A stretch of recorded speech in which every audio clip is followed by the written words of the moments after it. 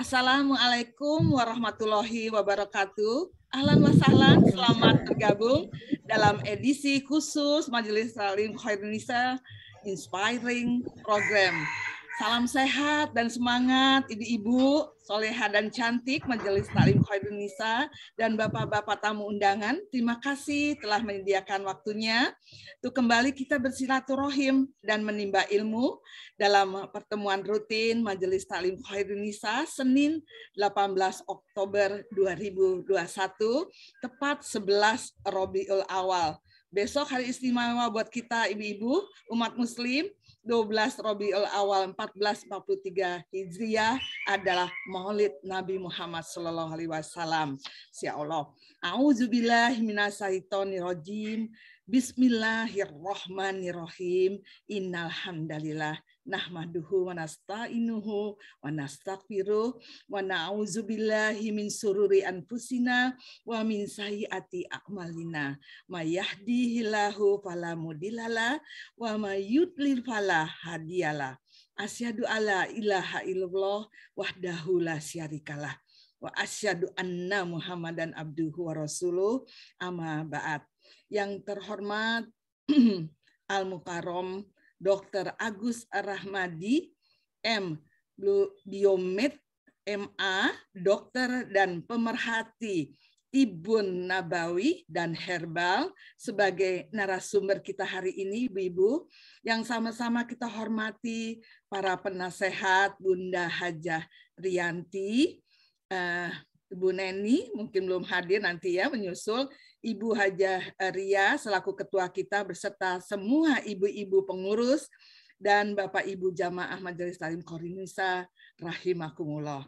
Setinggi puji, sedalam syukur hanya milik Allah Azza wa Jalla yang menganugerahkan taufik hidayah dan nikmatnya yang tiada terhingga, terutama nikmat waktu dan kesempatan untuk menimba ilmu dalam kondisi sehat walafiat dalam iman Islam sambil kita bersilaturahim melalui virtual Zoom. Alhamdulillah ibu-ibu, bapak-bapak, ini adalah salah satu nikmat hikmahnya pandemi. Walaupun hujan, kita nggak bersusah payah keluar rumah ya.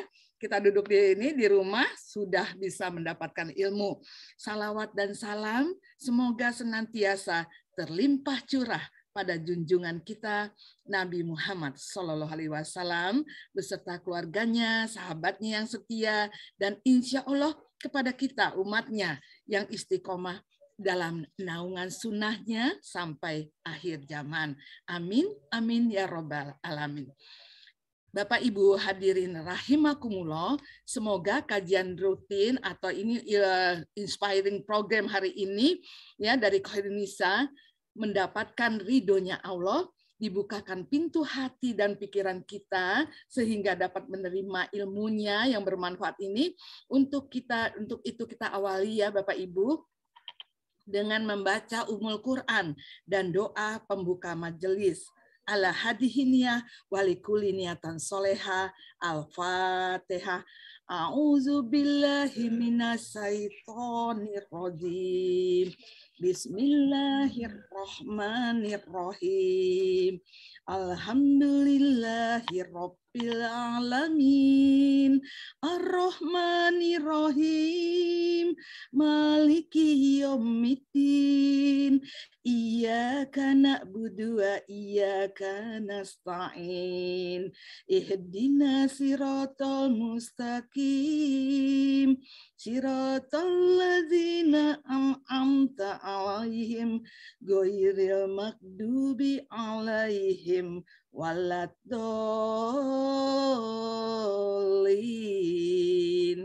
Doa sebelum pengajian. Bismillahirrahmanirrahim. Radina billahi robba wa bil islami dina wa bi Muhammadin nabiyya wa rasulah.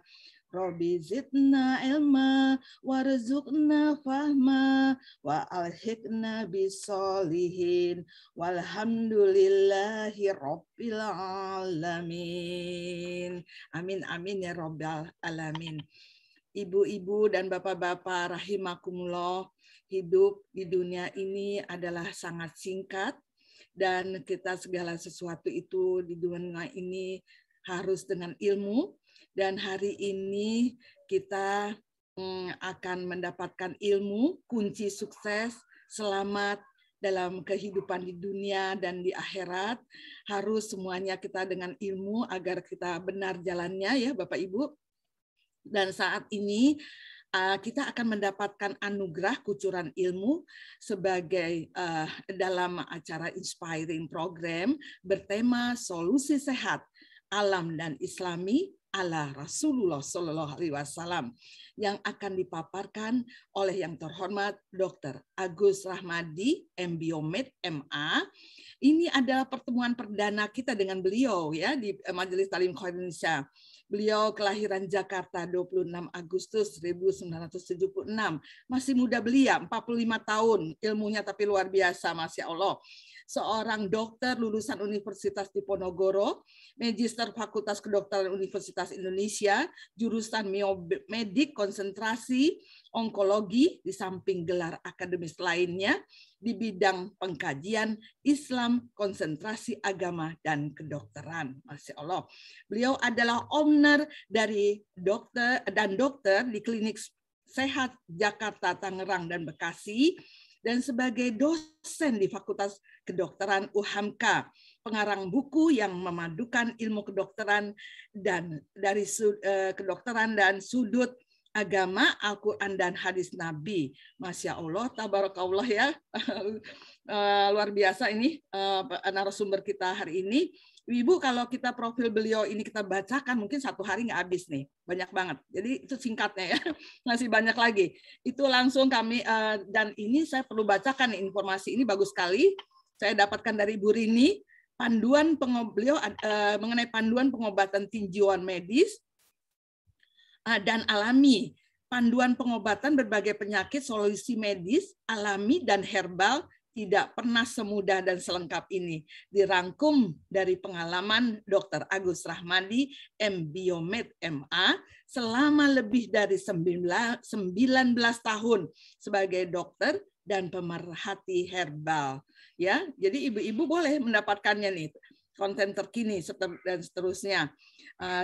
Gabung di komunitas Sahabat Sehat dan dapatkan e-booknya dengan mendaftar di www.com apa gitu, pokoknya ntar dibaca ya di grupnya Khoir Indonesia.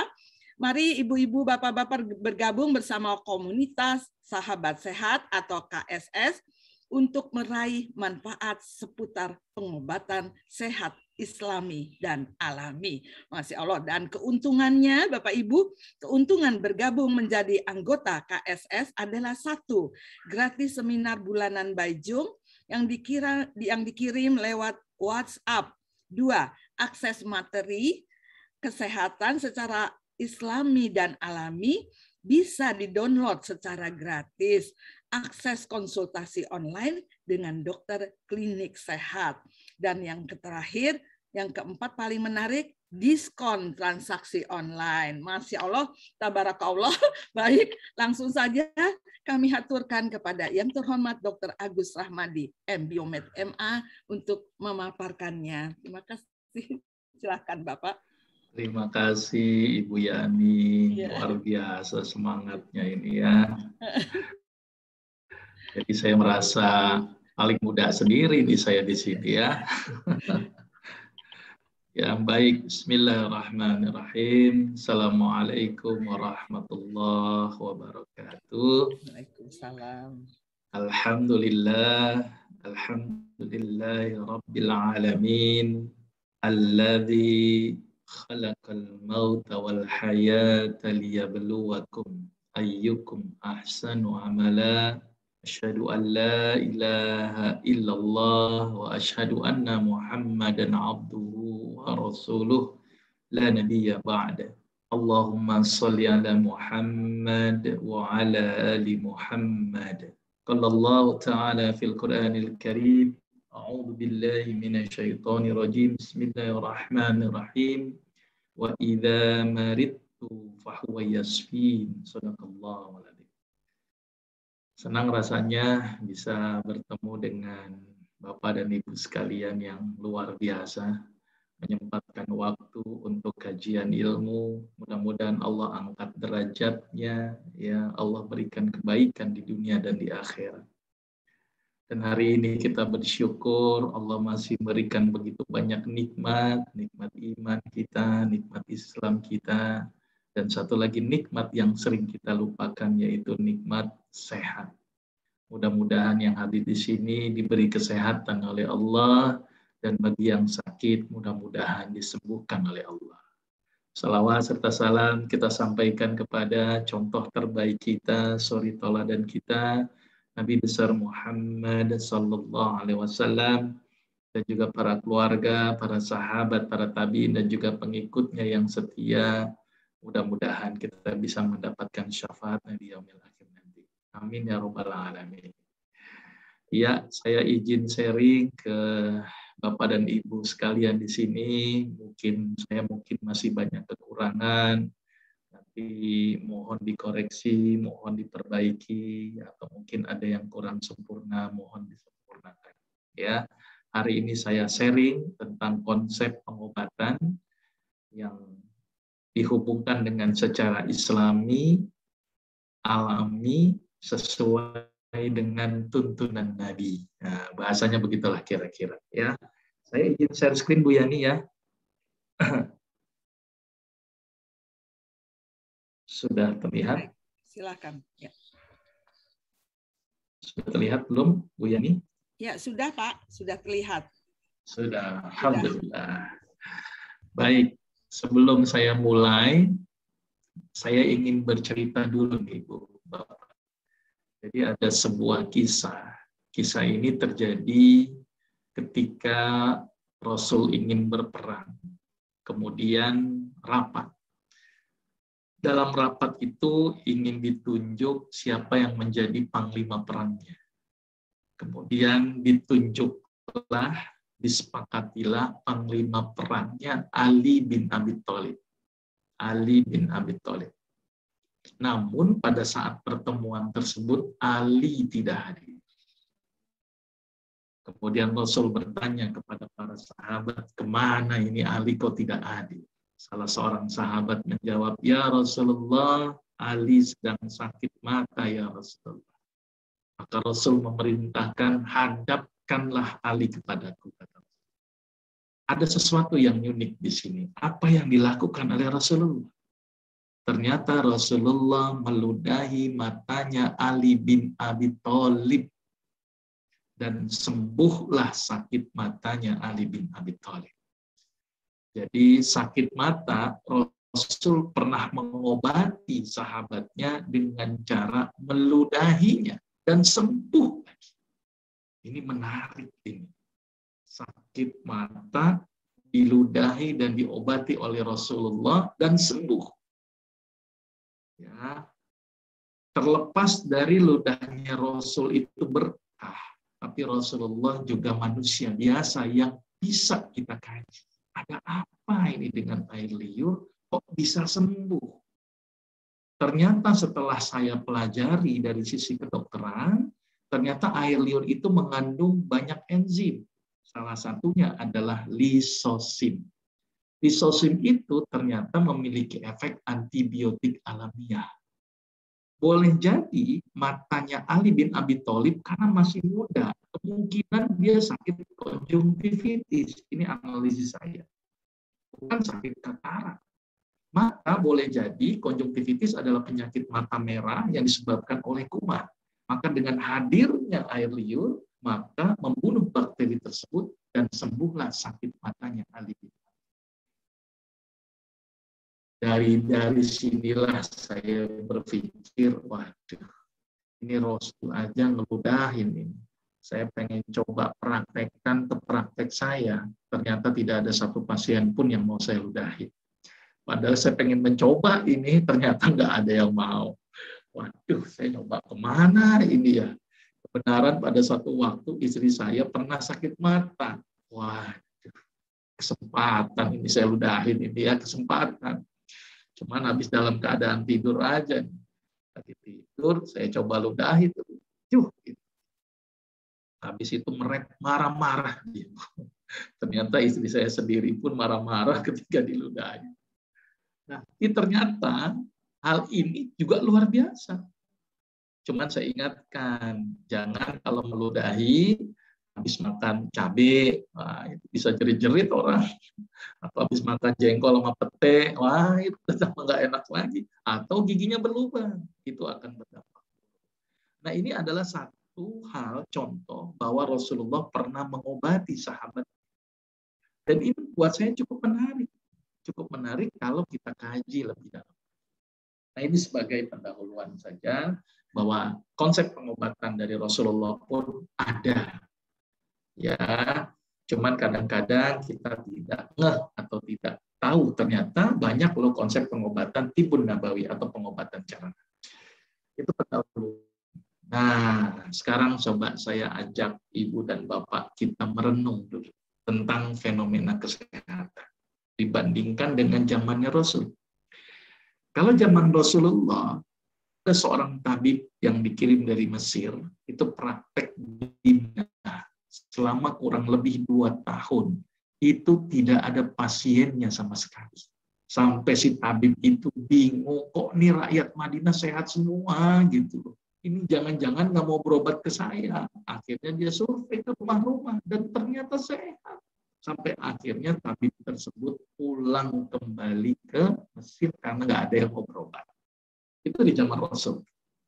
Nah, sekarang kalau kita lihat sekarang, ini mohon maaf nih, rumah sakit makin banyak, klinik makin banyak, dokter wisuda ribuan, tetapi orang sakit tambah banyak. Ini ada sesuatu yang salah. Yang salah nih kalau begini, dokternya atau pasiennya. Kalau saya boleh tanya, ini yang salah dokternya apa saya salahin pasiennya? Karena saya dokter, saya salahin pasiennya aja ya Bu ya. Karena pasien itu kalau di depan dokter tuh pasrah banget. Ya, nurut banget. Ibu, tolong jangan makan garam ya Bu. Kali tensinya naik, nurut. Ibu, jangan makan kolesterol ya. Nanti lemaknya nanti naik, kolesterolnya naik, nanti jadi stroke.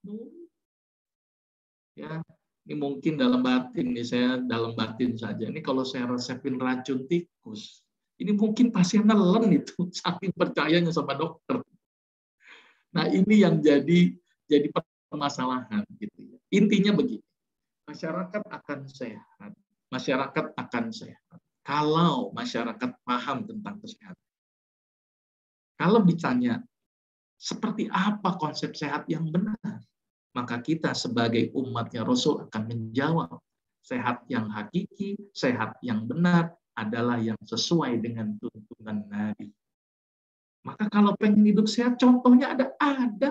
Apa? Rasulullah. Ikutilah contoh Rasulullah.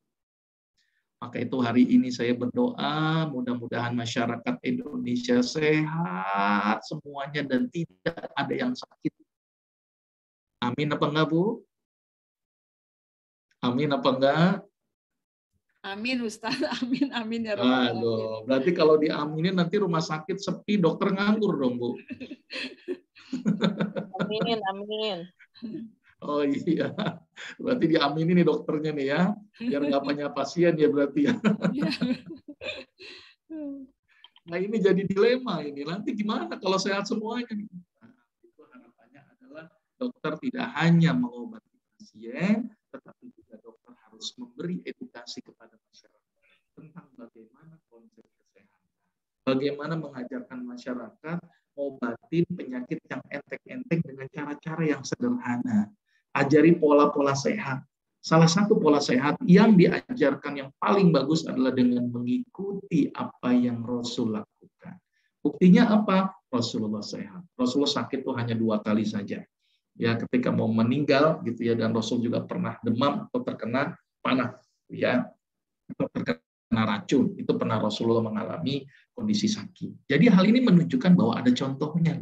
Maka itu kalau pengen masyarakat Indonesia sehat ini benar jadi, ikutilah Rasulullah. Insya Allah akan sehat semuanya.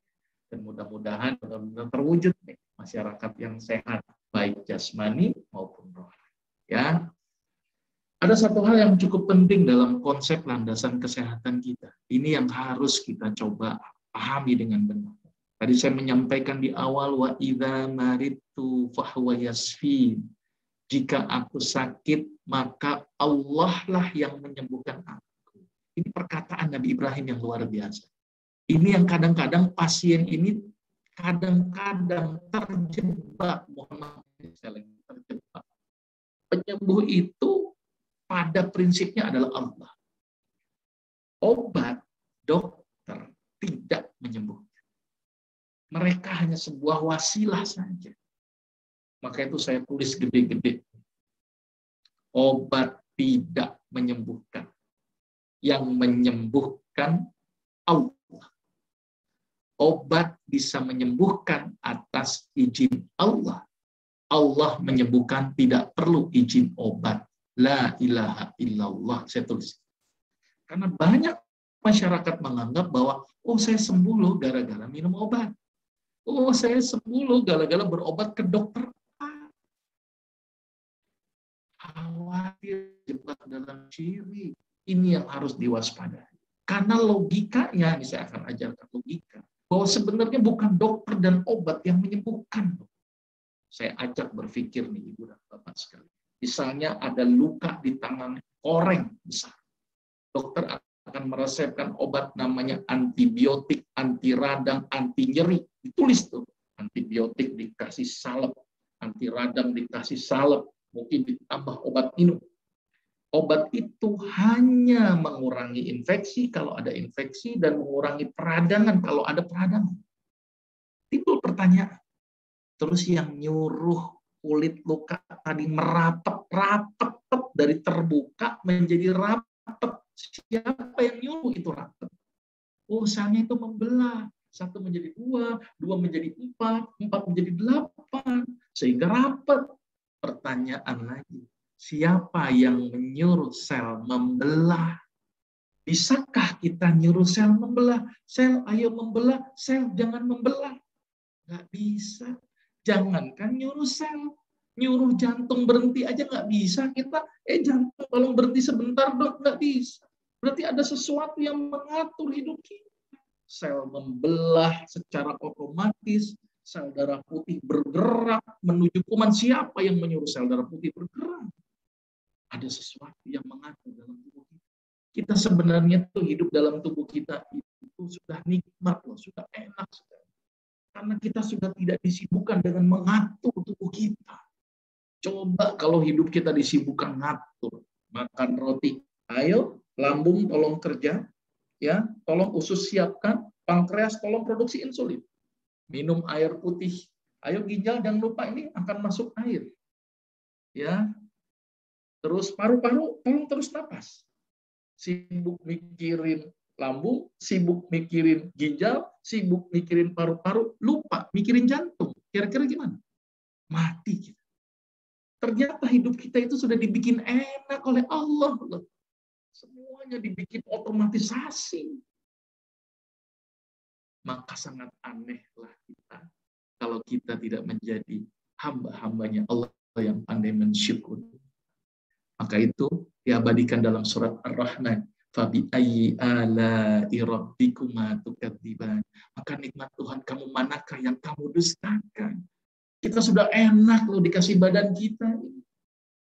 Ya, maka itu kesembuhan pada hakikatnya bukan gara-gara obat, bukan gara-gara dokter. Mereka hanya sebuah fasilitator. Tetapi hakikat penyembuhan adalah siapa yang menggerakkan sel untuk membelah, siapa yang menggerakkan respon imun untuk bergerak. Semuanya. Ini yang harus saya garis bawahi cukup. Ya, yakinlah dengan hadis ini. Likulli da'in dawa. Setiap penyakit ada obatnya. Kecuali satu penyakit, kata Rasulullah. Itu penyakit apa? Penyakit tua. Penyakit pikun. Jadi kalau ada pasien datang ke saya udah tua, aduh, saya nggak bisa kembalikan ke 17 tahun lagi. Sudah paling saya menghambat tidak makin tua, minimal awet tua. Karena saya nggak bisa bikin muda lagi. Tapi yakinlah bahwa semua penyakit ada obatnya. Ini Rasul yang ngomong. Cuman masalahnya kita belum tahu saja obatnya. Ya. Tapi ada satu penyakit yang nggak bisa diobati, penyakit tua. Contohnya apa? Orang-orang yang sudah tua, misalnya pada wanita akan mengalami menopause, itu sudah tua. Bisa nggak menopause lagi? Ya telurnya mungkin diproduksi lagi, tapi kan telur udah nggak bisa diproduksi. Ya, itu penyakit ada obatnya kecuali. Nah, kita mulai masuk, ada sebuah hadis yang cukup menarik.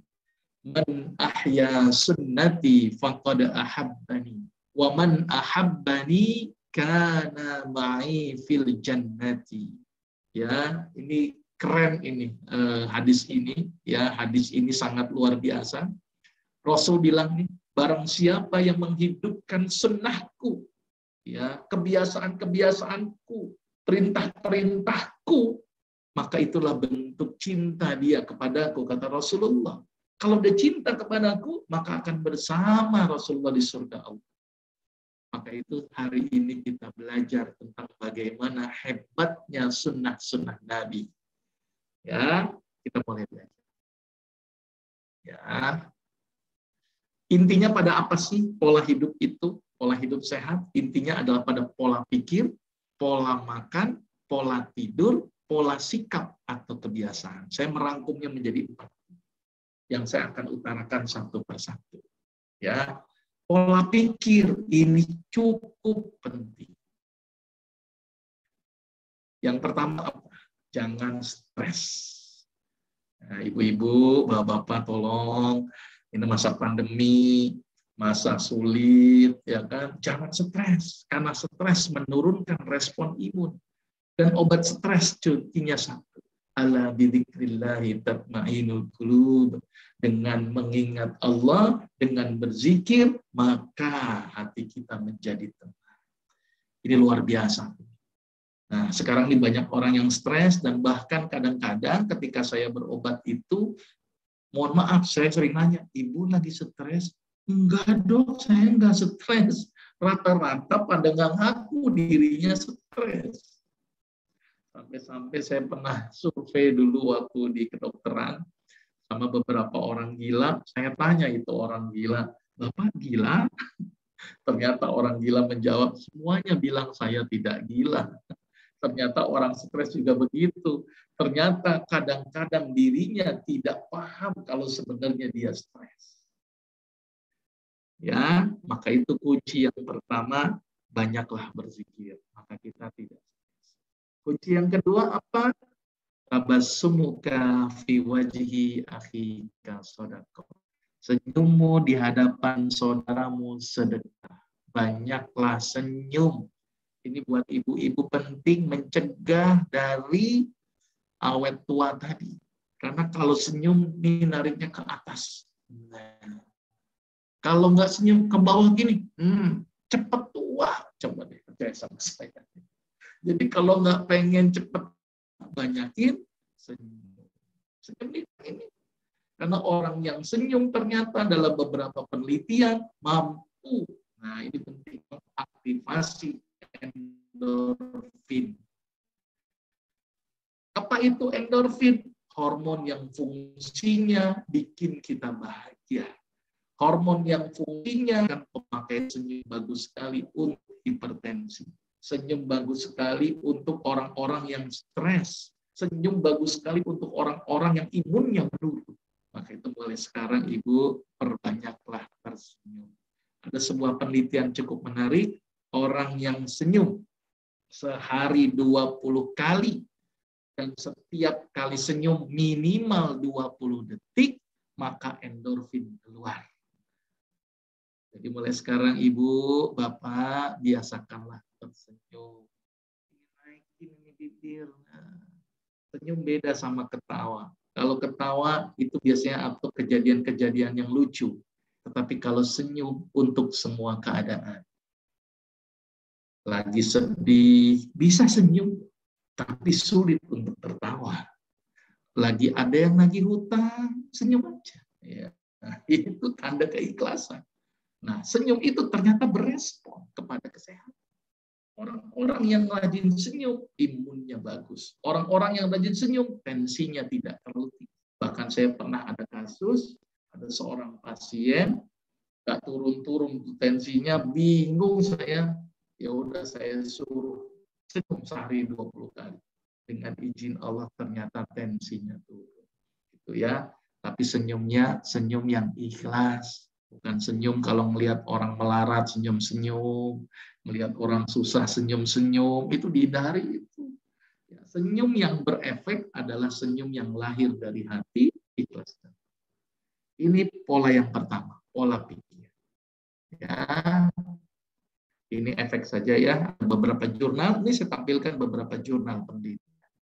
Pola tidur, ini penting. Sering sekali pada usia-usia tua itu sulit untuk tidur. Rasulullah mengajarkan cara tidur yang paling bagus. Saya banyak beberapa pasien yang sulit tidur, saya bilang ikutilah tidurnya Nabi. Gimana tidurnya Nabi? Ya, yang pertama ini yang paling penting. Ya, Rasulullah itu sebelum tidur itu berwudu, berarti bersih. Kemudian Rasul memerintahkan kita untuk mengibas-ngibaskan tempat tidur 3 kali. Berarti tempat tidurnya bersih, diri kita bersih. Kemudian Rasul memiliki kebiasaan berdoa. Berdoa sebelum tidur berarti bikin tenang jiwa.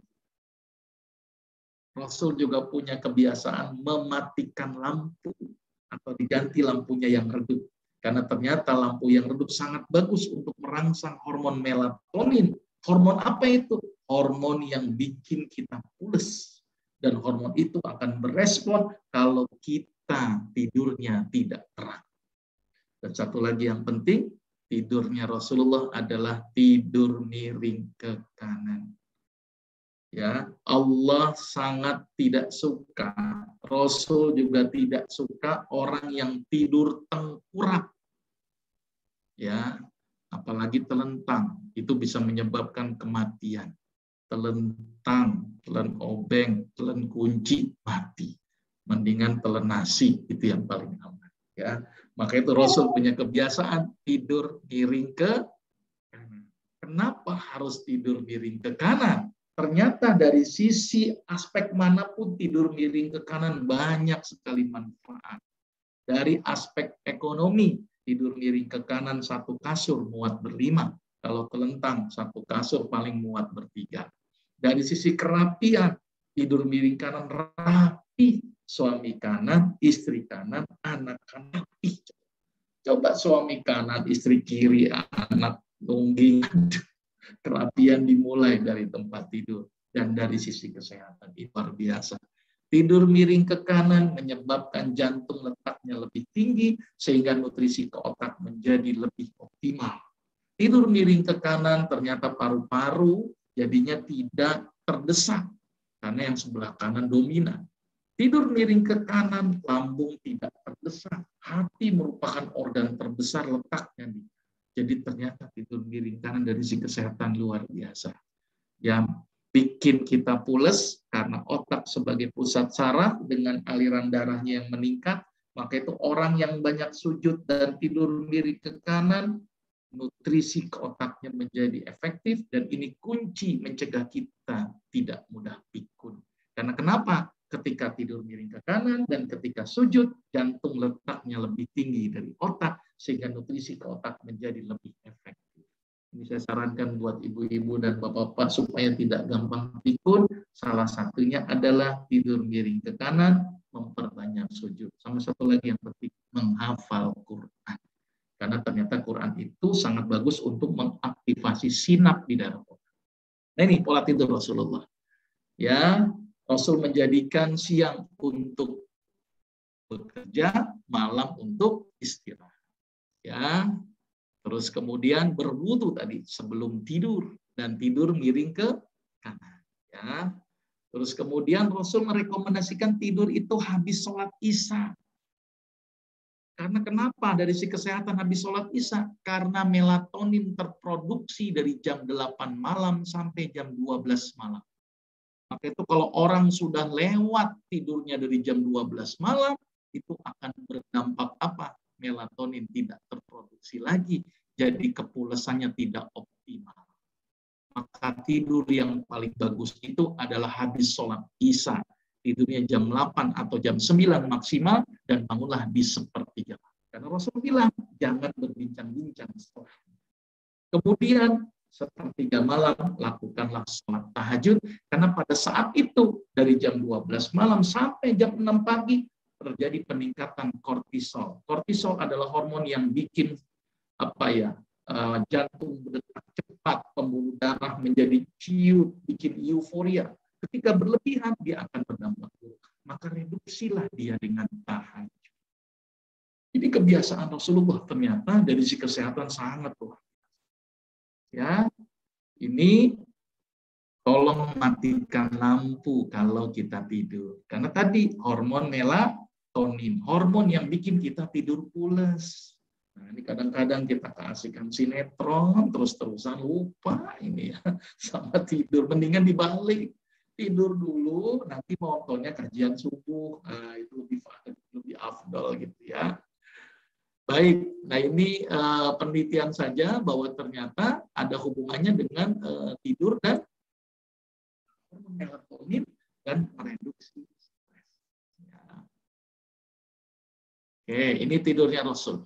Ya, makannya Rasul. Ini mudah-mudahan jadi terbuka, walaupun ini nanti kulit-kulitnya dulu ya, karena lebih detail lagi nanti kajiannya per penyakit itu lebih detail. Makannya Rasul. Rasul punya kebiasaan makan yang luar biasa. Yang pertama konsepnya apa? Ya ayyuhan nas kulu mimma fil ardi halalan thayyiban wala tattabi'u khutuwatis syaitan innahu lakum aduwwum mubin. Allah perintahkan yang pertama, makan itu yang halal dan baik, itu dulu. Memang ada dok, makanan yang halal tidak baik, ada. Contohnya apa? Rumput. Rumput itu halal dimakan, tetapi tidak baik untuk manusia. Baiknya untuk kambing. Memang ada dok, makanan yang baik tapi tidak halal. Ada. Contohnya makan ayam, makan daging, tapi ayam dan dagingnya tidak disembelih atas nama Allah, maka kategorinya makanan haram. Maka itu konsep yang paling pertama adalah halalan thayyiban. Itu yang paling penting. Halal dulu dan baik. Ya. Dan Allah melarang nih ya bangkai, darah, daging babi, ya, dan apapun yang disembelih tidak menyebut nama Allah, gitu ya. Tapi kalau terpaksa boleh kalau kondisinya darurat. Ada penelitian bahwa ini diteliti daging yang disembelih dengan cara dipingsankan terlebih dahulu sama daging disembelih yang tanpa dipingsankan. Bahkan ada daging yang coba tidak disembelih, ditembak aja deh, gitu. Atas dasar peri kehewanan katanya. Akhirnya dibandingkan tuh daging yang disembelih dengan pingsan terlebih dahulu baru disembelih, satu lagi daging disembelih yang tanpa dipingsankan. Ternyata daging yang tanpa dipingsankan itu ternyata tidak cepat membusuk, tetapi daging yang dipingsankan terlebih dahulu atau yang ditembak dagingnya lebih cepat membusuk. Kenapa? Karena kalau dipingsankan sama tidak dipingsankan beda dalam mengeluarkan darahnya.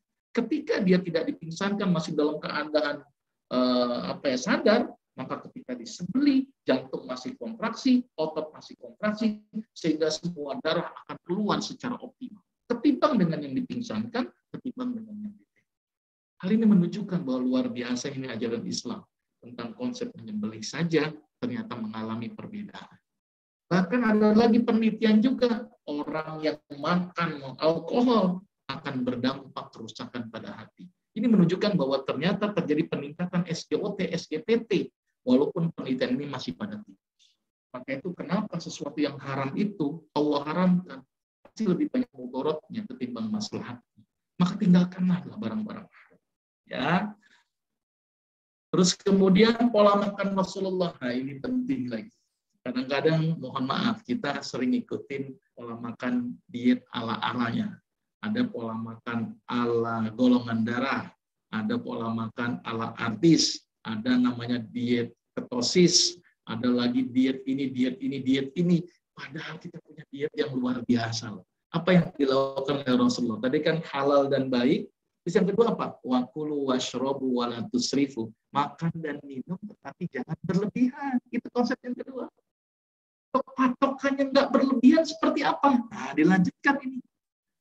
Nah, makan cukup menegakkan tulang punggung. Nah, kata Rasul begitu. Kalau nggak cukup, nggak puas, dikasih lagi maksimalnya. Sepertiga, sepertiga, sepertiga. Sepertiga makanan, sepertiga minuman, sepertiga nafas. Ini keren. Jadi Rasul itu membolehkan makan, ya, makan makanan di dalam alam semesta ini selama itu halal, tetapi ada batasannya, jangan berlebihan. Atau kan kelebihannya apa? Lebih baik makan cukup sedikit saja atau dibagi porsinya sepertiga, sepertiga. Ini kita mah enggak, kalau makanan enak langsung banyak aja. Nah ini yang terjadi, itulah banyak penyakit. Ya mohon maaf, steak misalnya, dagingnya luar biasa, memang makan steak. Kentangnya paling berapa biji, sayurnya hiasan doang. Padahal kalau mengikuti aturan gigi kita itu udah ada gigi taring. Gigi taring fungsinya untuk menyobek. Maka itu kenapa kita termasuk golongan omnivora, pemakan segala. Banyakkan mana? Gigi geraham sama gigi seri. Gigi seri untuk memotong buah. Gigi geraham untuk menghaluskan biji-biji. Taring mengoyak daging. Jadi taring itu jumlahnya 4. 4/32 berarti 1/8. Harusnya 1/8 bagian kita itu orientasinya ke daging. Lebih banyak kemana? Sayur dan buah. Kalau kita mengikuti struktur. Nah, buaya, contoh yang memiliki struktur gigi taring semua. Maka itu buaya makannya daging. Nggak ada buaya makan rumput. Karena mengikuti kodratnya. Kambing nggak ada gigi taring. Maka itu kambing makannya rumput. Nggak ada tuh kambing makan daging. Maka itu pernah ada satu kasus kerbau atau sapi dikasih makan jeroan biar cepat gemuk, ternyata menimbulkan penyakit yang namanya sapi gila. Dulu tahun berapa tuh saya lupa. Maka itu karena tidak sesuai dengan kodratnya. Ya, ini pola makannya Rasul. Terus jangan mengkonsumsi hewan jalalah. Apa itu hewan jalalah? Hewan yang mengkonsumsi kotoran. Ini mohon maaf, yang doyan lele hati-hati. Hati-hati. Karena sering bilang tuh, lelenya organik, bener organik. Organik pakai apa? Saya nggak pakai pelet. Pakainya apa? Itu jamban. Setiap pagi ceplung. Jadi makan kotoran. Nah ini jadi masalah. Maka itu pilihlah lele yang tidak memakan kotoran manusia. Kita tahu bahwa kotoran manusia sumbernya penyakit. Mungkin ada penyakit kista cacing tidak bisa rusak dengan pemanasan. Maka itu hati-hatilah dengan memakan kotoran. Maka itu Islam melarang mengkonsumsi hewan jalalah. Jadi harus waspada ini dengan hewan jalalah. Ya. Terus kemudian minum pun juga diajarkan oleh Rasulullah. Jadi glek stop. Jangan glek terus menerus. Dan jangan sambil berdiri. Sering nih kita mengadakan satu pesta, undangan 1000, bangku cuma 50. Jadi orang diri semua. Padahal Islam mengajarkan makan sambil duduk. Jangan sambil berdiri. Karena ternyata orang yang makan sambil berdiri, minum sambil berdiri, itu berisiko juga. Salah satu resikonya adalah timbul esofagitis atau radang esofagus. Maka itu disunahkan ketika kita makan sambil duduk. Ya, Rasul juga melarang meniup makanan dan minuman. Apa dampaknya memang? Kalau makanan ditiup, walaupun hipotesa, masih hipotesa. Keluar CO2, ada H2O. Suhu tinggi menghasilkan H2CO3. H2CO3 merupakan asam karbonat yang ternyata berdampak buruk buat tubuh dan akan menyebabkan timbulnya asidosis. Maka itu hindari meniup makanan dan minuman. Itu jauh lebih bagus. Konsumsi madu, kita sudah tahu ya, madu ini dikatakan obat oleh Allah di dalam Al-Quran. Maka itu rutinkanlah mengkonsumsi madu. Daripada pakai gula, pakailah madu. Malah kalau saya bilang, orang yang nggak minum madu, zolim saya bilang. Zolim sama siapa? Sama lebah. Lebah itu sudah banting tulang, Bu. Berangkat pagi, pulang malam. Mohon maaf, lebah nggak mungkin pulang malam. Berangkat pagi, pulang sore. Ngapain dia? Ngumpulin madu. Untuk siapa? Bukan untuk dirinya. Untuk orang lain. Jadi ngumpulinnya banting tulang tuh dikumpulin. Dia cuma pakai 1 bagian dari 10 bagian. Jadi misalnya lebah itu ngumpulin 10, paling dia pakai 1 bagian saja, selebihnya buat orang lain. Maka itu kalau kita punya perilaku seperti lebah keren, Ya, kenapa kerennya? Coba kalau ngikutin lebah, punya gaji 10 juta. Wah, saya ikutin lebah. Katanya Dokter Agus nih, lebah itu kalau ada 10 bagian, paling lebah pakai 1, 9 bagian untuk orang lain. Berarti kalau punya gaji 10 juta, saya pakai deh 1 juta, 9 juta saya infak. Mudah-mudahan yang hadir di sini setuju semuanya ya. Jadi kalau punya gaji 100 juta, 90 juta diinfakkan, 10 juta dipakai. Mungkin berat ya, tapi 2,5% wajib dikeluarkan sebagai penghasilan atau zakat mal. Ya, tapi kalau ngikutin perilaku lebah, keren. Ya, punya gajinya banyak, 9 bagian diberikan kepada orang lain. Tetapi manfaatnya luar biasa. Bagus untuk pencernaan, ini penelitian, bagus untuk luka bakar, ya, bagus untuk sakit mah, bagus untuk sakit diare. Penelitiannya begitu. Ya, ini penelitiannya panjang, tapi nggak usah sampaikan semuanya. Habatus sauda, ini juga mengandung obat untuk semua penyakit. Jadi kalau ditanya kenapa sih Dokter Agus banyak pakai herbal, memang ada apa sih di herbal? Masa ngobatin penyakit pakai daun? Ya, saya cuma punya alasan ini saja. Saya pakai herbal karena saya pengen mengikuti Nabi.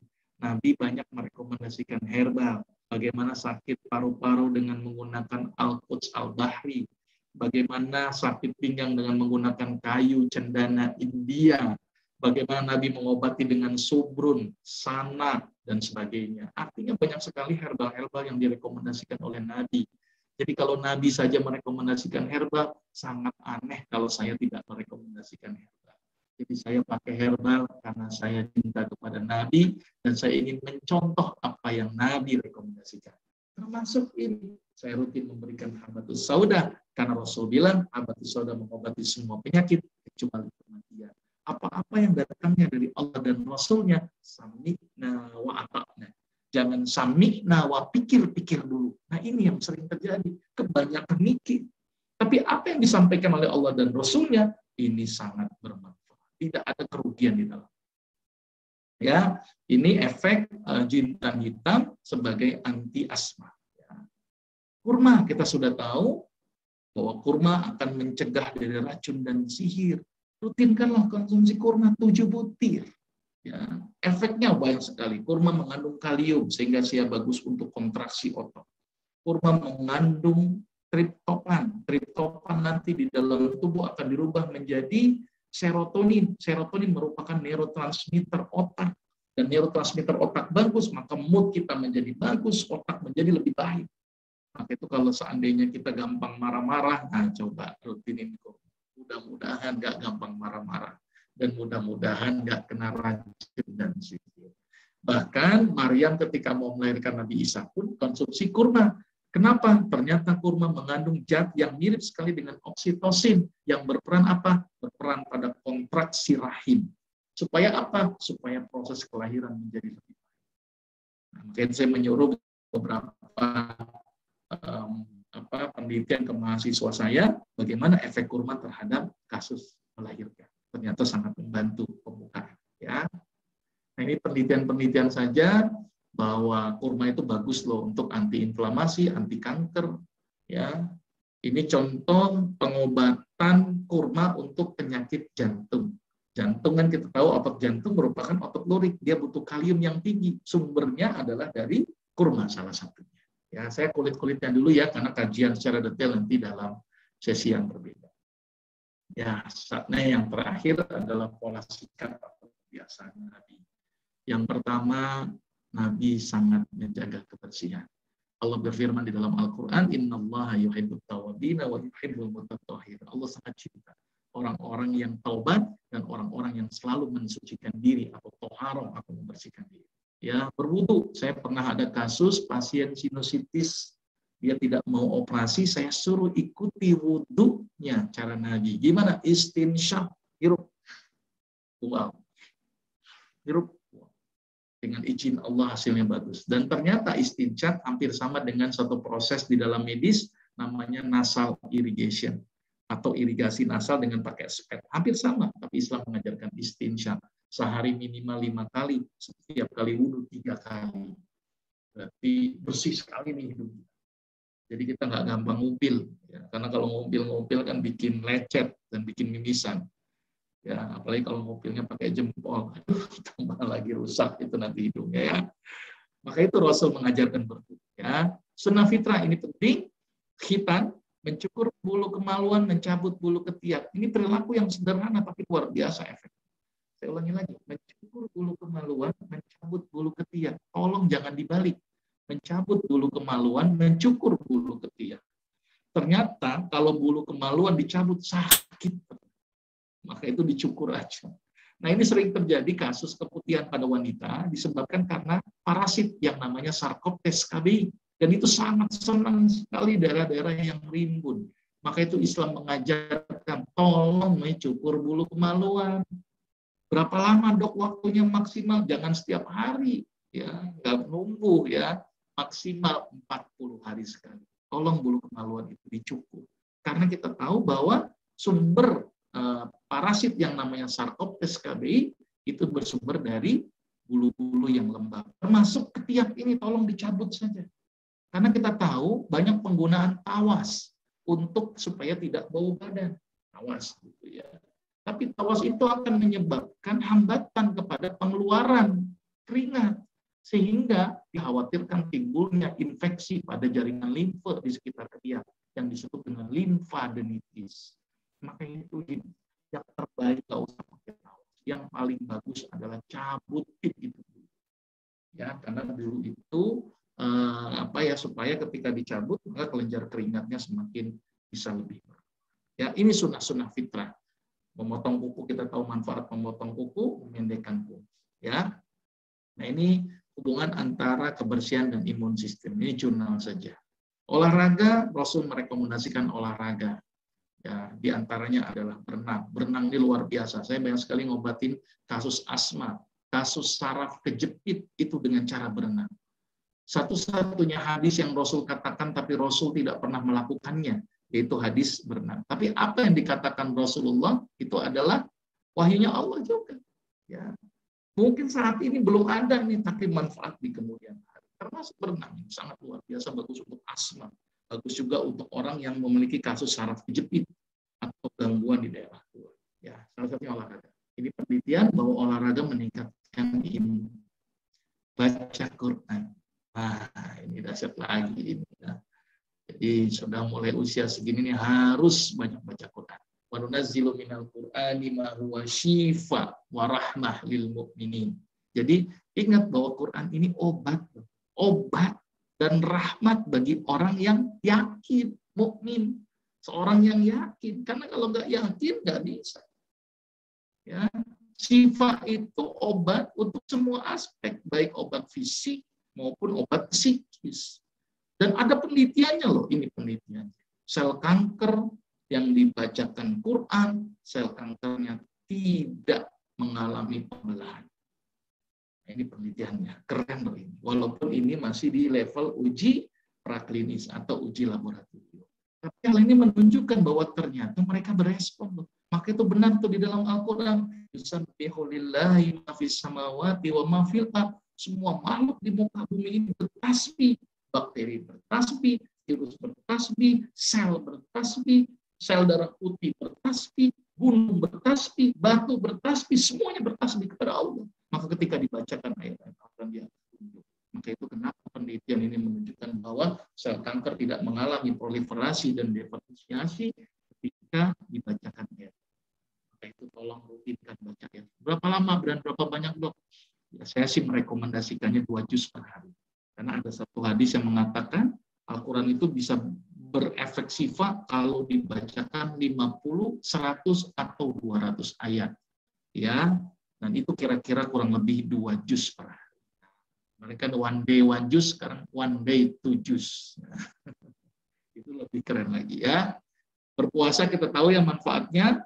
Ya, puasa itu bagus untuk penyakit metabolik, penyakit imun sistem, bahkan masalah berat badan. Ini penelitian-penelitian tentang efek puasa. Sholat tahajud ini juga luar biasa. Wa minal laili fatahajjad bihi nafilatan lak asa ayyab'asaka rabbuka maqaman mahmuda. Bahwa sholat tahajud ini akan diangkat oleh Allah ke tempat yang tertinggi. penelitian menunjukkan bahwa orang yang tahajud akan menurunkan kadar kortisol yang berlebihan. Kortisol yang berlebihan kita tahu akan berdampak kepada kenaikan gula darah, kenaikan tensi, menyebabkan euforia, bahkan bisa menyebabkan depresi. Kortisol yang berlebihan akan juga menyebabkan kita mudah tersinggung. Maka itu turunkanlah kortisol. Maka itu orang-orang yang rajin tahajud itu biasanya nggak gampang tersinggung. Jadi kalau ada orang tersinggung dulu, jangan-jangan malas tahajud. Karena orang yang tahajud itu biasanya nggak mudah tersinggung. Ya, itu tahajud dari sisi kesehatan. Ini penelitian saja. Satu lagi ini bekam, ya disunnahkan untuk berbekam sebulan sekali. Afdolama tadawaitum bihil hijamah. Sebaik-baik pengobatan yang kalian lakukan adalah berbekam. Ternyata berbekam meningkatkan respon imun. Berbekam itu juga sangat bagus untuk mengurangi tensi yang meningkat. Berbekam ternyata bagus untuk menurunkan asam urat dan kolesterol. Hal ini menunjukkan begitu luar biasanya berbekam. Dan Rasulullah berbekam rutin setiap 1 bulan 1 kali. Ya, ini penelitian saja. Ini sedikit contoh pengobatan saja. Ini ngobatin luka, itu pakai tiker yang dibakar sehingga menghasilkan senyawa karbon. Dan sekarang dipakai namanya carbon patch untuk luka yang susah berhenti itu berdarah terus. Ternyata terinspirasi dari ini, tikar yang dibakar oleh Fatimah dalam mengobati lukanya Rasul. Ya, ini pengobatan sistem respirasi atau radang paru dengan menggunakan Al-Quds Al-Hindi. Ini yang lagi heboh pada saat ini ya. Ini dalam hadis ya. Ini ada penelitian tentang Al-Quds Al-Hindi kok bagus nih untuk COVID. Tapi ini masih ujinya uji yang analisis saja, belum sampai uji fase 1, fase 2, fase 3 ya. Perlu pengobatan lebih dalam lagi, penelitian lebih dalam lagi. Ini mengobati sakit pinggang dengan menggunakan kayu cendana India juga dan minyak zaitun. Nah, ini penelitian dari kayu cendana dan ini penelitian dari minyak zaitun ya. Jurnal penelitian cukup banyak. Pengobatan sakit kepala dengan menggunakan bekam. Ya, pengobatan demam dengan menggunakan air, jadi kompres dan minum yang banyak. Ya, terus kemudian dengan cara dikompres tadi. Nah, kompresnya saya ingatkan lagi di pembuluh darah besar, leher, ketiak, selangkangan. Ya, bukan di sini ya, di sini aksesoris lah boleh ya. Terus kemudian sakit diare, pakainya apa? Madu. Tadi sudah saya sampaikan ya. Daripada pakai gula dan garam, mendingan madu dan garam. Karena ternyata madu selain memiliki efek glukosa, dia memiliki efek antibiotik, dia juga memiliki enzim. Jadi luar biasanya efek dari madu. Nah, ini penelitian saja bahwa ternyata bagus loh untuk orang diare.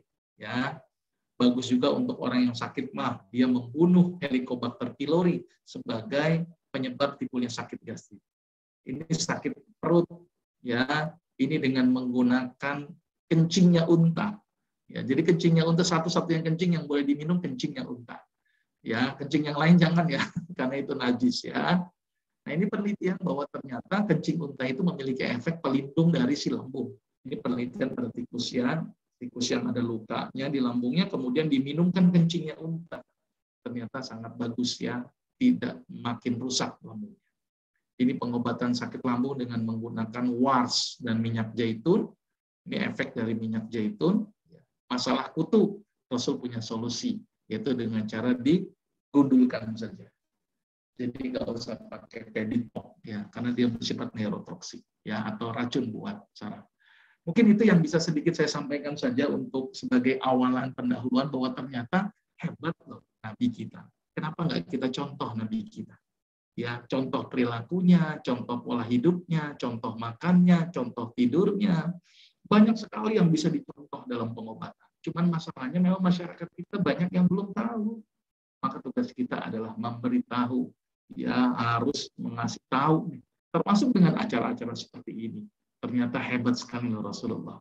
Dan ini sudah terbukti juga secara ilmiah dengan penelitian-penelitian secara ilmiah.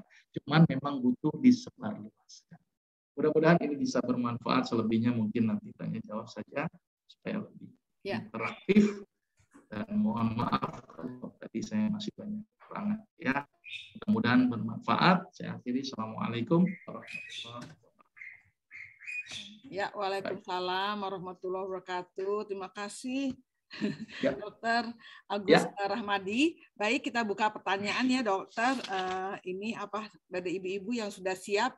Tadi udah raise hands ya. Ini Bu Lis Jufri ya. Tadi mau bertanya ya, Bu Lis. Silakan Bu Lis. Di unmute dulu.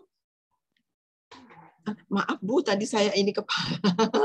Saya bukan mengacung ke tangan. Oh, baik. Ya, kita lihat dari chat ya Pak. Ya dokter ya. Yang pertama, ya, silakan. Yang pertama apa nih? Kalau nyeri lutut, terapinya apa sih? Oh, iya. Baik, nyeri lutut itu penyebabnya banyak Bu. Ya, ada yang karena tulang kropos. Ada yang karena pengapuran atau kebanyakan tulang. Ada yang karena selaknya menyempit sehingga kalau gerak sakit. Ada juga olinya yang habis. Ada juga pengerasan tulang rawan. Jadi banyak penyakit pada lutut. Tetapi pada usia-usia tua yang paling banyak saya temui, karena sekarang orang takut osteoporosis banyak mengkonsumsi kalsium, akibatnya timbul kapur, maka timbul yang namanya pengapuran, bukan tulang keropos. Tumbuh kapur di mana-mana sehingga akan menggesek sendi dan menggesek otot di sekitar kapur. Berarti nggak bagus. Kenapa juga banyak kapur tadi? Banyak kalsium, kurang jemur. Nah, ini sumbernya nih, banyak kalsium, kurang jemur. Karena kenapa? Kalsium kalau nggak ada vitamin D, dia nggak bisa masuk. Ditambah lagi pada usia tua kan sudah terjadi menopause. Menopause itu berarti apa? Kekurangan hormon estrogen. Maka nggak akan sempurna itu kalsium yang ada masuk ke dalam tulang. Akhirnya nempel-nempelin lah di tulang. Jadi kayak ibarat besi karatan kayak begitu. Nah, maka solusinya adalah perhatikan pola makan. Makanan-makanan yang tinggi kalsium, makanan-makanan yang tinggi urin, yaitu dihindari. Ya. Terus makan apa dok? Yang paling aman? Yang paling aman yang pertama adalah ikan tawar. Kalau sudah ada pengapuran. Ini kalau saya nggak pengapuran ya, karena penyakit si lutut banyak, maka kita harus dirongsen dulu. Karena apa ini penyakit lututnya? Nah, yang paling banyak saya temuin pengapuran. Maka saya minta ibu-ibu tolong banyakin berjemur. Semakin tua itu makin banyak berjemur. Penting ini. Karena asupan vitamin D-nya penting. Ya, akhirnya nggak mau berjemur, konsumsilah vitamin D. Tapi menurut saya yang terbaik adalah ya, yang paling bagus jam berapa? Banyak pendapat. Ada yang bilang jam 8, ada yang bilang jam 10, ada yang bilang jam 11. Silakan pokoknya berjemur. Ya, tapi sekali lagi ini sering salah kaprah. Dok, saya sudah berjemur, dok, kenapa vitamin D-nya kok tetap rendah? Ya jelas aja Bu, jemurnya pakai jilbab, ya nggak masuk. Jemur yang benar itu mohon maaf ini ya, cukup pakai BH sama celana dalam aja. Itu baru benar itu, tetapi tolong jangan di luar. Kalau di luar sangka orang gila itu. Ya tari mungkin di tempat, di teras, di belakang kayak. Nah, kena matahari. Kontak kayak orang barat tuh berjemur tuh begitu. Itu namanya berjemur. Nah, sering kita berjemur, wah saya udah jemur setiap pagi, jilbabnya lengkap. Kena dari mana matahari? Sudah jilbabnya lengkap, mukanya pakai sunscreen, udah tambah lagi. Ini yang jadi masalah, kurang berjemur. Maka ibu-ibu tolong banyakin berjemur. Ya, jelas ya. Jadi lihat dulu penyebabnya, sakit sendinya karena pengalaman saya banyak yang sakit sendi karena pengapuran akibat kurangnya atau defisiensi vitamin D dan defisiensi estrogen. Ya. Baik. Ada lagi silakan. Ya, baik Ustadz, ini dari ini juga Ustadz, kalau kurma itu apa manfaatnya untuk apa ya? Ada yang bilang kan untuk menyuburkan gitu ya, kurma itu kurma muda. Kurma muda itu sebenarnya manfaatnya untuk apa ya Ustadz? Dokter. Iya, banyak tadi kan. Saya sudah sampaikan bahwa kurma tinggi kalium. Kalium itu berperan penting untuk kontraksi otot, kontraksi jantung. Kalium juga berperan penting untuk mengontrol tensi. Makanya orang yang rutin mengkonsumsi 7 pil kurma itu cukup untuk kebutuhan kalium tubuhnya. Nah, kalium tubuhnya itu berperan untuk apa tadi? Kontraksi tadi. Ditambah lagi kurma itu sangat bagus untuk kandungan oksitosinnya. Jadi bagus untuk orang-orang yang mau melahirkan. Sama satu lagi, ada estron. Nah, estron ini ternyata sangat bagus untuk pembentukan hormon. Hormon pada wanita sangat bagus, hormon pada laki-laki pun juga sangat bagus. Jadi sebenarnya bisa saja dipakai ya untuk membantu sekali lagi kesuburan. Tapi dilihat dulu yang menyebabkan nggak subur apa. Nah, banyak wanita yang jadi korban, padahal yang masalah laki-laki. Ternyata nggak suburnya, ternyata dari suaminya, spermanya yang tidak baik. Maka benahilah spermanya. Tapi juga ada juga karena gangguan dia tidak punya anak, karena gangguan di istrinya. Misalnya penyakit miom, gitu ya, atau penyakit tokso, dan sebagainya. Jadi harus cari dulu penyebabnya. Gitu ya. Iya. Jadi harus harus ada pemeriksaan lebih lanjut ya, dokter ya. Jadi nggak Ya. nggak punya anak, wah ini berarti nih istrinya kurang subur. Jadi kurma yang sudah tua sama kurma muda sama ya, dokter, mengandung estron tadi, hormon untuk membantu kesuburan. Iya, cuman kadarnya saja yang berbeda nanti. Oh gitu, oke. Kemudian ini Iya. ada pertanyaan lagi, berapa persen sih faktor makanan mempengaruhi kesehatan? Misalnya kacang menyebabkan asam, HIIT dan lain-lain gitu, mempengaruhi kesehatan. Iya, jadi yang mempengaruhi kesehatan kita tadi saya bilang apa? Ada 4 kan? Pola pikir 1, iya. Pola makan 2, pola tidur 3, dan kebiasaan kita. Sekarang begini, ada orang ngatur makannya, tapi pikirannya nggak dibenerin, masalah. Orang ngatur makannya, tetapi kebiasaan-kebiasaan buruknya nggak dihilangin, juga masalah. Maka itu kenapa pengobatan yang paling tepat, perhatikan semua aspek tersebut. Kalau bicara mana yang paling dominan, ya sebenarnya ini relatif sebenarnya, tetapi semuanya itu sangat berpengaruh. Tergantung dari jenis penyakitnya. Ya, misalnya penyakit GERD. GERD itu atau asam lambung naik yang paling dominan itu pikirannya. Misalnya begini. Ya. Terus kemudian misalnya penyakit apa? Misalnya penyakit kanker, ya. Walaupun pikiran juga ada aspek, tetapi makanan yang digosong-gosongin atau makannya mengandung unsur-unsur sintetik itu yang cukup. Tapi apapun itu, kalau Allah tidak izinkan untuk sembuh atau Allah tidak izinkan untuk dapat penyakit, tetap aja nggak bisa. Karena ada orang tuh makan ikan bakar terus-terusan, sate setiap hari, makan pengawet, enggak kankeran. Ini orang cuman gara-gara menghirup rokok sekali aja kanker paru. Nah itulah. Ini yang kadang-kadang kita sulit untuk menjawabnya. Karena memang tadi, sakit, sehat, Allah yang menentukan. Allah yang menentukan. Kita hanya bisa berusaha saja. Tetapi segala sesuatu Allah yang menentukan. Ikhtiar wajib, tetapi penentuannya di Allah. Gitu ya. Ya. Baik. Mudah-mudahan bisa menjawab. Ya. Terima kasih. Kemudian, jadi gitu ya Ustadz. Jadi komprehensif nih, pola pikir, pola makan, pola sikap atau kebiasaan itu sangat mempengaruhi sekali terhadap kesehatan kita. Semoga kita semuanya tuh ya baik, pola pikirnya baik, pola makannya baik, pola kebiasaannya baik ya. Jadi kita sehat terus. Ini ada pertanyaan lagi, dokter, dari Ibu Sri Agung. Ustadz, jika kita mengobati dari ludah basi, apakah itu bagus? Mohon infonya, Nje. Ya Bu, tadi ya, ini contoh saja bahwa Rasulullah itu luar biasa. Ini itu ludah, ya bisa aja Ibu nyoba, tapi syarat saya jangan ludah orang lain. Kita nggak tahu orang lain itu punya penyakit apa, karena banyak sekali penularan melalui air liur.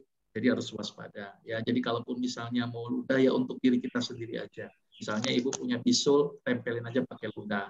Itu ya. Ibu punya koreng, ludah bisa bantuin.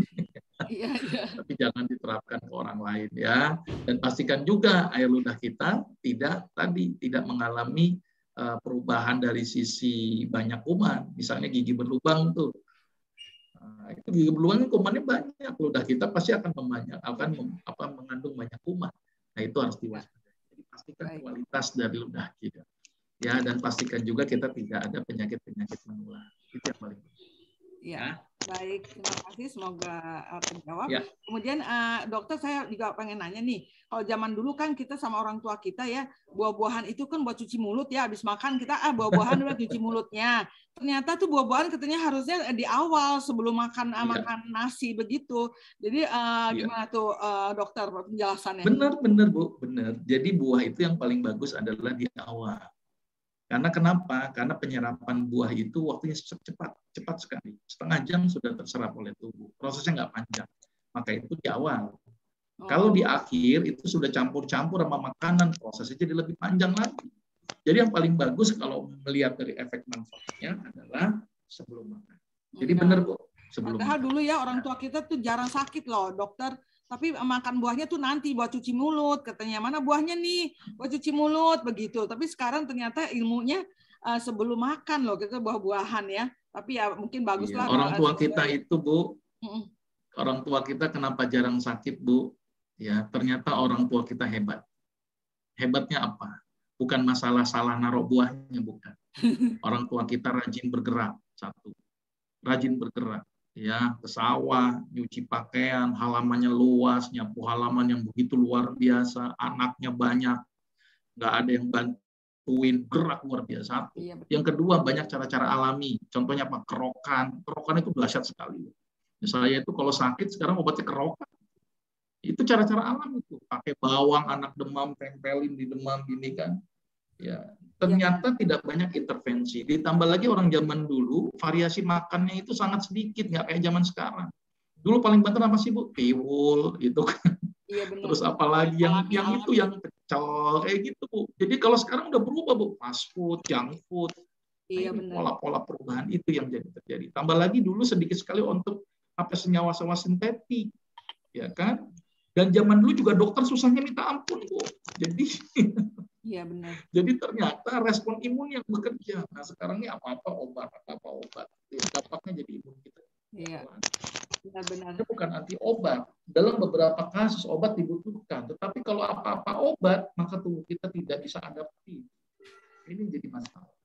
Iya. Makanya harus dilihat dulu. Pakai cara yang sederhana dulu dalam mengobati. Kalau sudah sederhana nggak bisa, baru boleh dengan menggunakan cara. Iya. Begitu ya. Iya baik.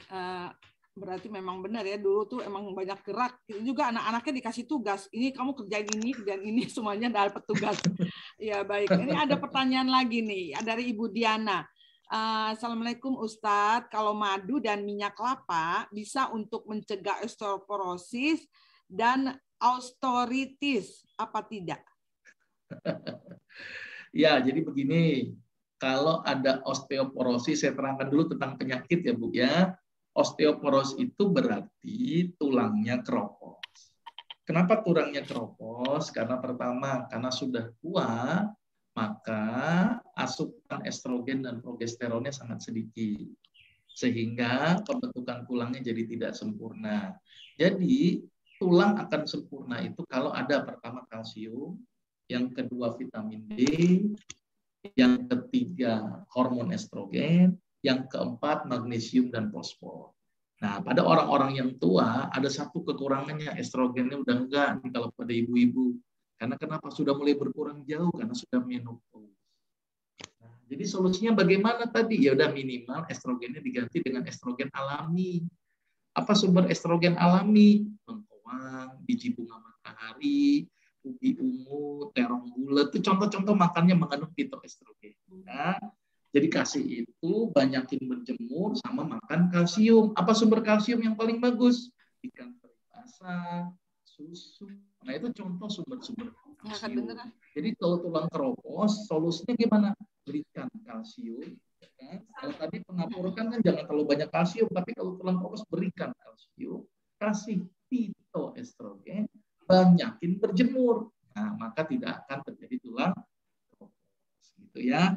Nah, ini saya ingatkan lagi, madu itu kan obat, ya. Tapi kan tidak semua ANSI harus dengan madu. Ada Allah menciptakan tumbuhan yang lain, habatus sauda, kurma, minyak zaitun. Nah, jadi jangan berorientasi ke situ saja dulu. Cari pilihan pengobatan yang tepat. Gitu ya. Jadi kalau misalnya tulang keropos, salah satu yang paling bagus berjemur. Kemudian konsumsi susu. Rasul juga rutin juga mengkonsumsi susu kambing, susu unta, susu sapi.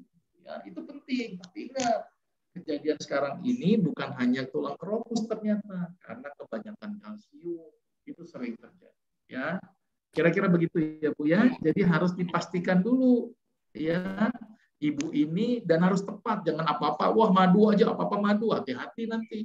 Ya, jadi harus dilihat dulu aspek-aspek apa yang dibutuhkan oleh ya. Baik. Baik, rupanya nanti gini aja Bu, kalau misalnya ibu-ibu pengen belajar tentang pengobatan alami, kita itu ada rutin, seminar rutin setiap sebulan sekali, itu kuliah pakar ya tentang pengobatan tentang herbal, kemarin tentang herbal, besok ini tentang terapi makanan, itu gratis kalau ibu tergabung dalam komunitas sahabat sehat. Nanti tinggal kasih aja Bu Rini, ngasih linknya, tinggal klik daftar, dan daftarnya gratis, nggak dipungut biaya kok. Ya, dan itu seminarnya juga gratis, tidak dipungut biaya. Karena kita tujuannya untuk sosialisasi, dan sosialisasi. Maka bergabunglah di komunitas sahabat sehat. Dan saya juga menjawab tadi, materinya ada nggak nih? Ada di komunitas sahabat sehat, tinggal download. Tapi bergabung jadi anggota dulu. Nah, tinggal begitu. Sama satu lagi, kalau memang butuh ilmu, ada buku tuh. Silakan kalau mau beli bukunya, kalau mau. Kalau nggak ikuti seminarnya gratis, nggak apa-apa. Daftar jadi anggota terlebih dahulu, gitu ya, untuk bisa mengakses seminar gratis. Gitu ya. Ya. Baik. Komunitas sahabat sehat, ibu-ibu kita ikut gratis. Kalau yang gratis, pokoknya ibu-ibu pokoknya mau deh, pokoknya. Apalagi untuk ilmu kesehatan bermanfaat sekali ya dokternya ini ya. Mumpung lagi ini gratis, semuanya gratis, kita beli bukunya. Nanti saya mau konsultasi juga sama Bu Rini yang sudah menjadi anggota komunitas sahabat sehat ini. Bukunya kita punya, kemudian kita dapat fasilitas-fasilitas yang mengiringinya. Masya Allah, terima kasih Ustadz, ini sudah berbaik hati buat kita semua ya. Baik, ini ada pertanyaan lagi, dokter, dari Ibu Tisya. Apa sih makanan yang terbaik untuk wanita yang sudah menopause agar tetap fit, sehat, kuat, terhindar dari penyakit degeneratif? Masya Allah, ya silahkan dokter. Iya, tadi yang pasti saya tidak bisa mencegah tua. Mencegah tua nggak bisa saya. Paling yang bisa saya lakukan menghambat tidak cepat tua. Maka itu saya hanya bisa mempertahankan awet tuanya. Awet tuanya. Salah satu yang paling penting adalah yang pertama tadi, mengikuti apa yang Rasul lakukan. Ikuti aja Rasul, maka kita akan sehat. Ya, baik pola makannya, pola tidurnya, pola kebiasaan. Gitu ya. Terus kemudian berikan sumber-sumber hormon alamiah. Seperti apa tadi yang saya contohkan? Ya, contohnya adalah bengkoang, itu mengandung fitoestrogen atau genistein. Terus kuaci bunga matahari, jangan yang asinnya, yang fresh, yang benar, ataupun dengan ubi ungu dan terong bulat. Ubi ungu dan terong bulat itu merupakan sumber fitoprogesteron. Nah, itu supaya untuk asupan hormon alamiahnya. Tapi sekali lagi Rasul bilang likul lidah indawa, setiap penyakit ada obatnya kecuali satu penyakit, yaitu penyakit tua. Maka yang saya lakukan adalah mencegah nggak makin tua. Wallah. Mencegah awet tua. Kira-kira begitu ya Bu Yani ya. Iya, mencegah awet tua. Ini sekarang dari Ibu Nini nih. Suaranya kecil. Oh, mohon maaf ya, live dulu. Oke. Terus terima kasih Ustadz. Oke. Terus ini dokter, saya mau nanya juga nih. Kalau kita makan ini kurma tuh, katanya dianjurkan mesti ganjil 1, 3, 5, itu kenapa sih ini dokter alasannya? Iya, alasannya adalah hanya Allah dan Rasulnya yang tahu. Oke. Ya. Itu jadi kenapa saya nanya Ibu kok wudhu kok selalu 3 kali Bu? Oh, iya, tangannya basuh 3 kali, kenapa enggak 10 kali? Kan bagus Bu, 10 kali. Oh iya. Ya, kenapa sholat subuh kok 2 rakaat, sholat zuhur kok 4 rakaat, padahal subuh kan harusnya gerak banyak, kenapa enggak 10 rakaat? Zuhur kan udah capek banget tuh, 2 rakaat aja. Nah, pertanyaan-pertanyaan ini adalah hanya Allah yang tahu. Ya. Kenapa Rasul merekomendasikan 7 butir kurma? Wallah. Ya, karena ada ranah-ranah keimanan, gitu ya. Jadi juga ibu sama saja bertanya sama saya, Dok, kenapa kok sholat zuhur 4 rakaat, kenapa enggak 2 aja? Bingung saya jawabnya, Bu. Ya, itu sudah ketentuannya ya, dari sana. Jadi itu, Bu. Baik. Iya, jadi udah ranah keimanan yang memang kita harus jalankan. Udah sami'na wa ata'na. Dengar, maka kita. Baik ya, mudah-mudahan bermanfaat gitu ya. Sudah cukup atau belum? Sudah cukup ya. Ini sih di chat sudah selesai. Cukup. Bu Santi tadi raise hand tuh, Bu. Bu Santi tadi ya, oke, Bu Santi, silakan. Ya, Assalamualaikum warahmatullahi wabarakatuh, Ustadz. Menanyakan buah korma itu manfaat vitamin apa yang penting buat tubuh, misalnya untuk tulang, untuk apa? Buah kormanya, Pak. Korma apa saja, ambar atau korma nabi, itu manfaat buat tubuh kita apa, Pak, sebenarnya, Pak? Terima kasih. Iya, tadi sudah saya sampaikan, Bu, bahwa kurma mengandung kalium. Kalium itu berperan penting untuk kontraksi otot, untuk memperbaiki jantung. Kalium juga berperan penting untuk mengontrol tensi. Satu, itu manfaat dari kalium. Sudah saya sampaikan tadi, ini yang berulang-ulang ya. Yang kedua, ya kalium itu kurma juga mengandung senyawa mirip dengan oksitosin, sehingga sangat baik untuk membantu proses melahirkan. Kurma juga mengandung triptopan. Triptopan itu sangat bagus untuk pembentukan serotonin saraf. Maka itu kurma itu sangat bagus untuk saraf. Kurma mengandung senyawa estron. Estron itu sangat bagus untuk menambah hormon. Ini tadi sudah saya sampaikan yang kedua kali. Mungkin Ibu telat kali ya. Kira-kira nggak kedengeran. Baik, ini ada Ibu Rianti. Bu Rianti, dokter. Satu lagi Bu Dokter. Bu Rianti mau bertanya. Silakan Bu Rianti. Iya, silakan. Assalamualaikum, Dokter Ustadz. Maaf tadi saya agak terputus-putus waktu dengar pola tidurnya. Apa maksudnya? Nggak dengar pola tidurnya Nabi Muhammad. Yang saya kalau dengar dari cerita-cerita Nabi Muhammad sehari-hari kebiasaannya itu, Nabi Muhammad tidurnya kan jamnya cuma sedikit ya Ustadz ya.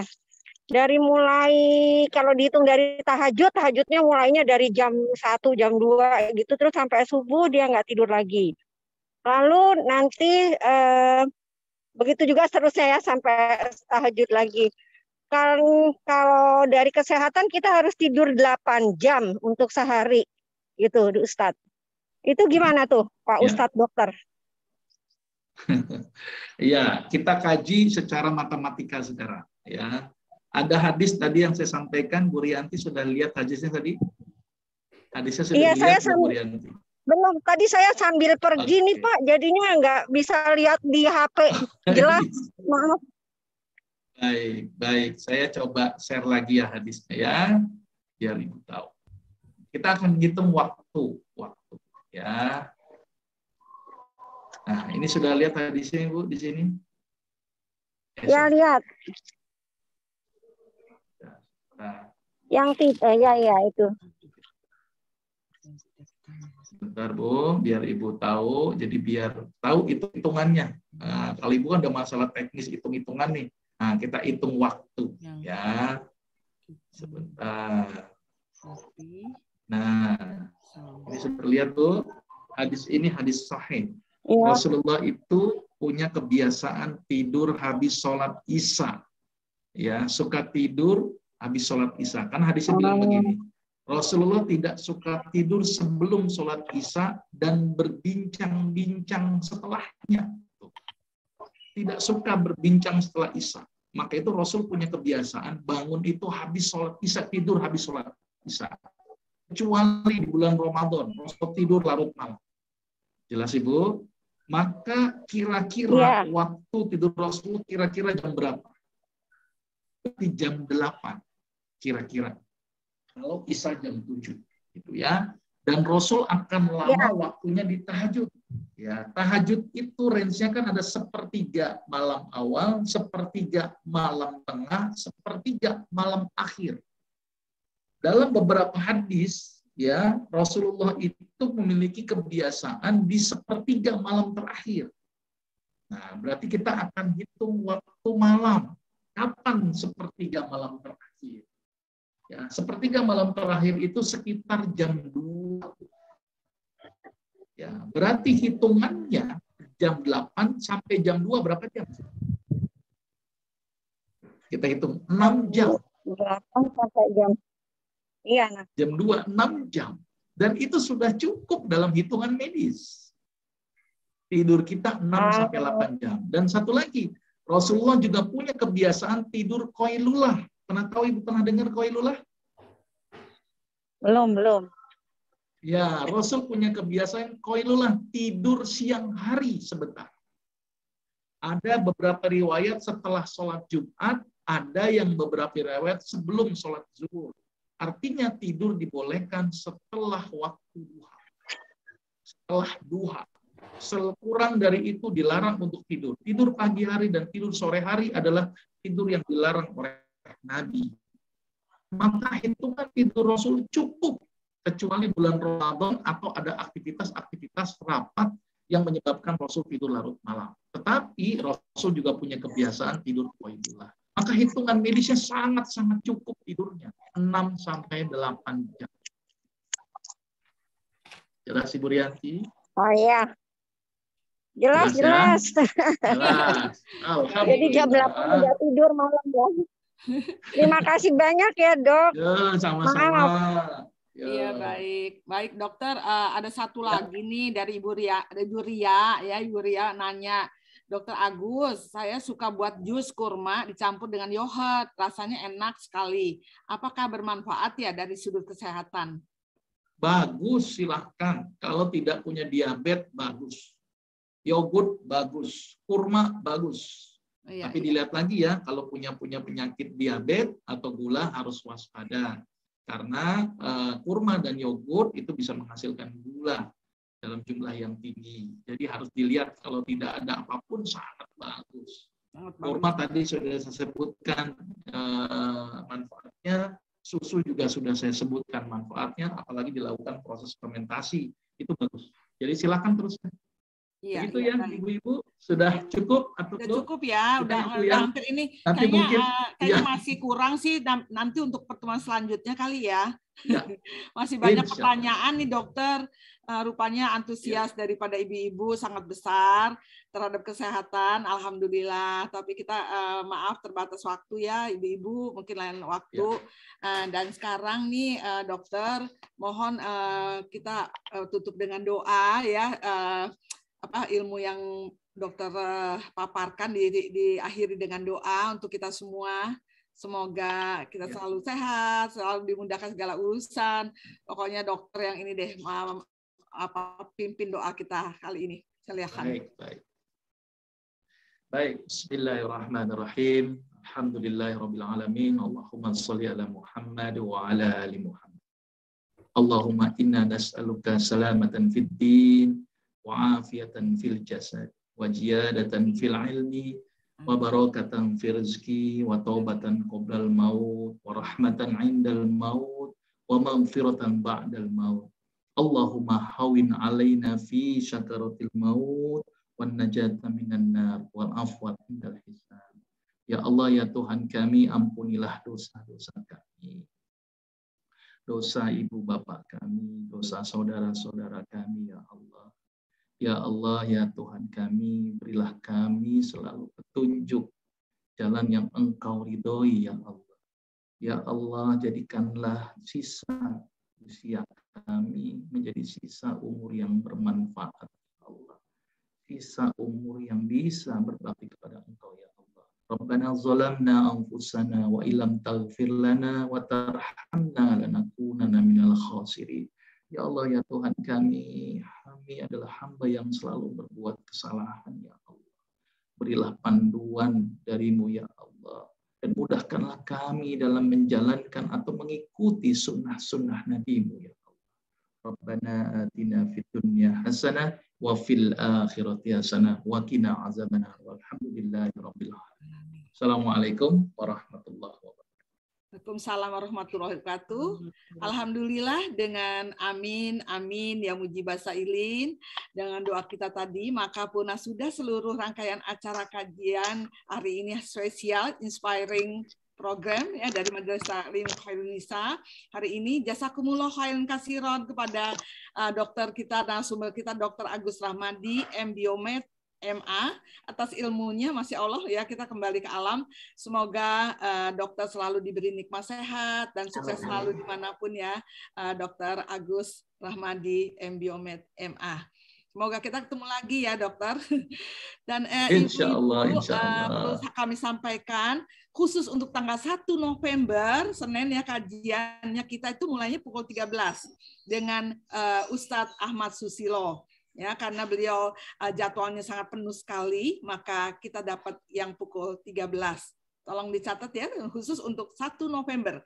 Baik, ibu-ibu jamaah Majelis Ta'lim Khairun Nisa, terima kasih atas kehadirannya. Jazakillah khairan katsiran. Mohon maaf lahir batin apabila ada salah dan hilang. Robbana taqabbal minna innaka antas samiul alim. Semoga kegiatan kita ini dicatat sebagai amal ibadah. Kita tutup majelis Khairun Nisa kali ini dengan doa kafaratul majlis. Subhanakallahumma wa bihamdika asyhadu an la ilaha illa anta astaghfiruka wa atubu ilaik. Wabillahi taufiq wal hidayah. Wassalamualaikum warahmatullahi wabarakatuh.